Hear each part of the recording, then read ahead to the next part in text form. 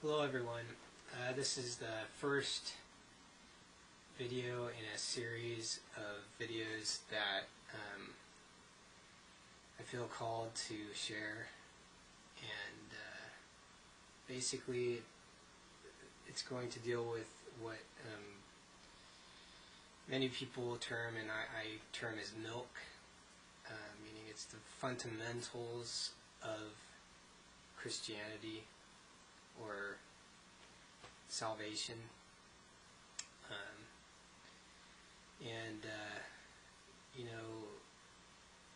seems like there's hundreds and hundreds of different offshoots of Christianity. You have all these different denominations and non-denominational, and hundreds of non-denominational churches, and you've got the Catholic Church, the Orthodox Church, then you have the Protestant churches. It's just, and all these offshoots and splinters arose from arguments and disagreements and people being mean to each other and not loving each other, basically. And there has to be unity in the church. And so I just wanted to do a little study on what is it to be, how do you get saved? If you believe that God is perfect and demands perfection, and that man fell in the Garden of Eden, and that all born from Adam are born into sin, which means everybody who's natural born, if they're not born again, they're not saved. So in any case, what I'd like to find out is what constitutes salvation. Different churches have different rituals, different things they do. They agree upon certain things, disagree upon certain things. I don't think any of them really say that, well, if you don't do this particular thing, you're not going to be saved. But, it shouldn't be an issue. So let's look at the thieves on the cross, or not thieves, but the criminals on the cross. Next to Jesus, on either side of Jesus, there were two criminals. And I just want to take a look at that passage. This is the King James Version, so the Old English is a little difficult, but I want to read from Luke chapter 23, verse 39. Start at 39 and then I'll end at 43. So, and one of the malefactors, or criminals, which were hanged, railed on him being Jesus, saying, If you are the Christ, save yourself and us. But the other criminal, answering, rebuked him, saying, Don't you fear God? And I'm paraphrasing, it's dost thou not fear God, but don't you fear God, seeing that you are in the same condemnation. And we indeed justly, meaning, he's saying that we're here because we did bad stuff, we broke the law. For we received the due reward of our debts, but this man has done nothing amiss, meaning Jesus hadn't done anything to deserve this punishment. And he said unto Jesus, Lord, remember me when thou comest into thy kingdom. Or paraphrased, Lord, remember me when you come into your kingdom. And Jesus said unto him, Verily I say unto thee, today thou be with me in paradise. Or paraphrased in vernacular English, and Jesus said to him, Truly I say to you, you will be with me in paradise today. So here we have one criminal that's just kind of saying, well, if you're who you say you are, go, save us, save yourself, and save us, kind of flippantly. But the other criminal responds, don't you fear God? I think fear of God is lacking I know it's been lacking in my life. And, people like to say, well, it's not really you're afraid of God. It's some other type of godly fear, which it is. It's a godly fear, but it's fear. I mean, you're talking about, an entity that can wipe you off the face of the universe, and who you are as a person ceases to exist if you don't love him and do as he says. And this is the other part of this is there's love and there's fear. I feared my father when he was going to punish me for something that I knew was wrong, and I did something wrong, and I deserved the punishment. And I feared that judgment. And it was up to my father to be merciful or not. I mean, there is punishment for rebellion. And but then, did that make me love my father any less or more? I think now that I'm grown up, I love my father more for disciplining me, and there was that fear there than had he just, do whatever you want. It's just growing up. It's not, that's not God's way. And that, to me, signifies someone who really doesn't love their child enough to, as a father myself, I find it very difficult to discipline my children, and it's painful. I don't want to do, I'd like to see them do what they're supposed to do instead of rebelling. But if the flesh is not corrected, then how can they learn, and how can they grow in the way of the Lord? So, in any case, this criminal on the cross had not been baptized in the traditional sense, meaning dunked in the water or sprinkled with the water. He hadn't done any church rituals. He wasn't part of this denomination or that denomination. I don't know if he went to synagogue. I'm sure he did the things that everybody else did in the Jewish community at that time, or the Hebrew community at that time. But here Jesus is saying, you're saved because you believed in who I was and fear God.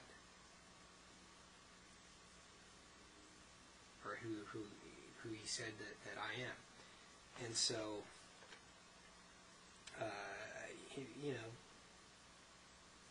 why are there so many denominations then? Why are there so many disagreements? When all it takes is belief and fear of God, and to believe, and there's love here. You can see this. The one criminal is saying something, and the other criminal is saying, what do you, he's in a sense kind of jumping in and saying, wait a minute, what are you saying? He's expressing love for Jesus by doing that. And so, I think it's very interesting. So to get on the topic of love, again, with all this bickering and differences in opinion in Christianity and whatnot, in Matthew, I don't have it bookmarked, but they ask Jesus, what's the greatest commandment? And Jesus said, love the Lord your God with all your heart, mind, and soul. And second, like it is to love your neighbor as yourself. And on those two commandments, all the law and the prophets are fulfilled in those two commandments. All the 10 commandments, all the commandments that were given, it's all has to do with loving God and loving your neighbor. They can all be broken down into those two categories. So what does it mean to love God? I mean, what does that mean?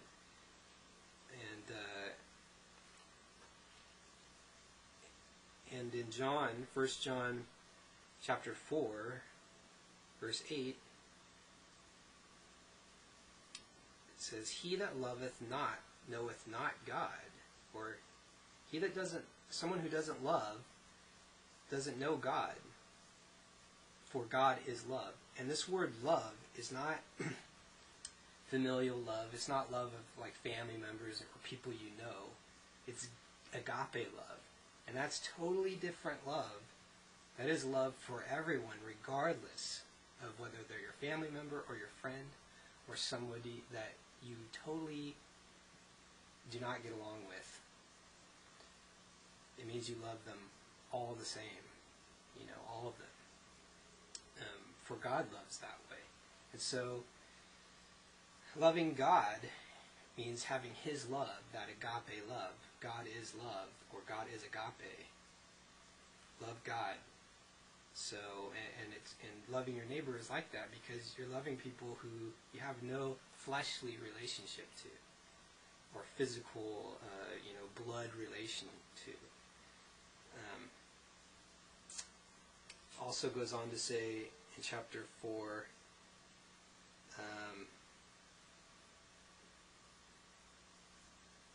if we love one another, in chapter 12, or in verse 12, if we love one another, God dwells in us, and His love is perfected in us.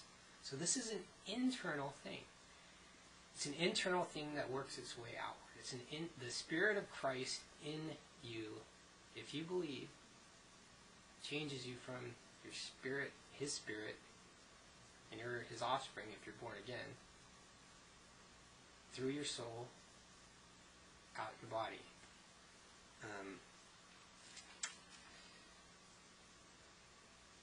And what is it to be saved?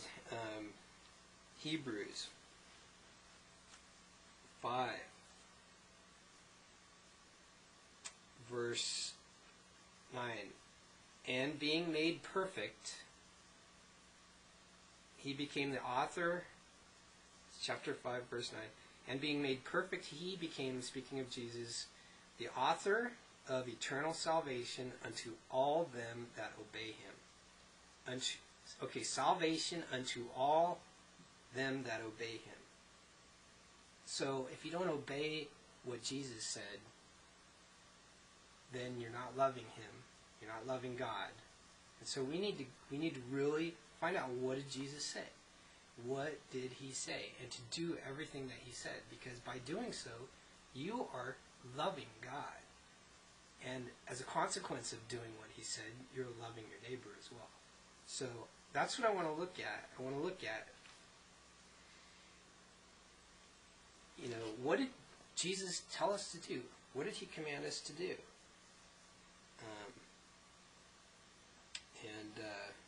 I have another thing bookmarked here. However, not exactly sure